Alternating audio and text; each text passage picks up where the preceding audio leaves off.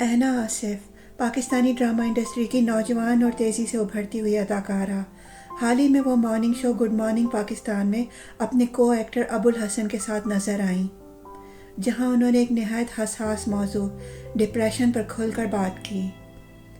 اینا نے کہا کہ کبھی کبھار ماہر نفسیات سخت رویہ اختیار کرتے ہیں اور وہ کہتے ہیں کہ نماز پڑھو۔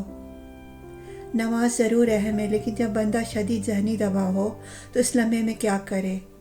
ابو الحسن نے بھی اتفاق کرتے ہوئے کہا کہ اللہ نے ہمیں دماغ دیا ہے، سوچنے کی صلاحیت، تو ہمیں پروفیشنل معالج کے پاس جانا چاہیے، صرف نماز پر انحصار کافی نہیں۔ اس بیان پر سوشل میڈیا پر غم و غصے کا رد عمل آیا۔ کچھ نے اعتراض اٹھایا کہ کیا نماز کو کم اہمیت دی جا رہی ہے، اور پھر یہی بات سمجھنے کی ہے کہ بیشتر ماہرین نفسیات خود بھی اس بات پر متفق ہیں کہ عبادات، دعا اور مذہب پر یقین انسان کو بے چینی، خوف اور ذہنی دباؤ جیسے امراض سے لڑنے کی طاقت دیتے ہیں۔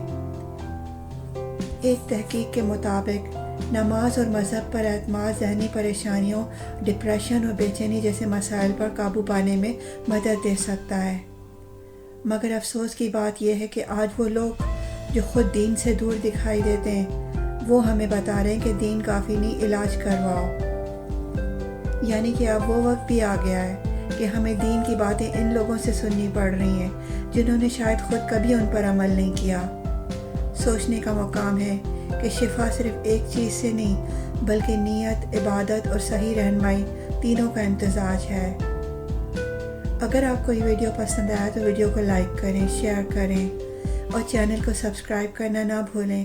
اگلی ویڈیو تک کے لیے اللہ حافظ۔